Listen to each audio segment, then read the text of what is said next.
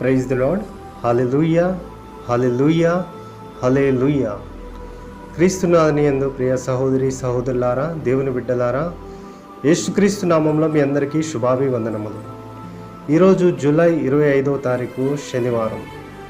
ఈరోజు మనము పునీత యాకోబు గారి ఉత్సవమును జరుపుకుంటూ ఉన్నాం. యావత్ శ్రీసభ అంతా కూడా పునీత యాకోబు గారి జ్ఞాపకార్థ పండుగను జరుపుకుంటూ ఉంది.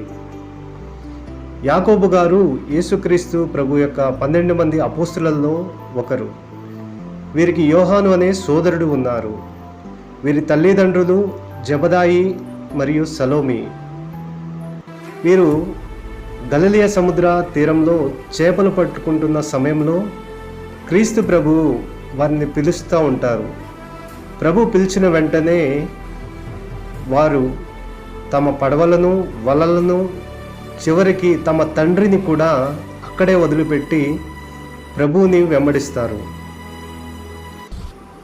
అదేవిధంగా యాకోబు గారు యేసు ప్రభు జీవితంలో అత్యంత ప్రధానమైనటువంటి సంఘటనలో పాల్పంచుకుంటూ ఉన్నారు. క్రీస్తు ప్రభు ఎక్కడికి వెళ్ళినా కూడా శిష్యులలో 3 వ్యక్తులను తన వెంట పెట్టుకుని తీసుకువెళ్తారు. వారెవరంటే పేతురు, మొదటిగా పేతురు, రెండవదిగా యాకోబు, మూడవదిగా యోహాను.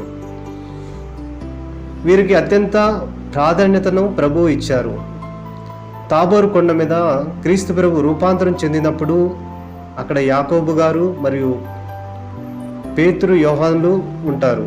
అదేవిధంగా గెత్సెమనే తోటలో యేసు ప్రభు పడినటువంటి శ్రమలు ఆ యొక్క సంఘటనలో యాకోబు గారు ఉంటారు. యాయిర్ కుమార్తెను బ్రతికించినప్పుడు, స్వస్థత ఇచ్చి బ్రతికించినప్పుడు అక్కడ కూడా యాకోబు గారిని మనం చూస్తూ ఉన్నాం.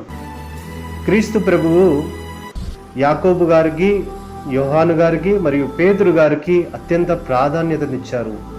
ఎందుకంటే వీరు విశ్వాస విషయంలో కానీ సువార్తను ప్రకటించే విషయంలో కానీ చాలా ఉత్సాహంతో, ఆవేశముతో, ఒక తపనతో ఏదో ఒక మంచి చేయాలి, క్రీస్తు సాక్షిగా నిలబడాలని చెప్పి ఒక ఆవేశం, ఉత్సాహాన్ని వీరు కలిగి ఉన్నారు.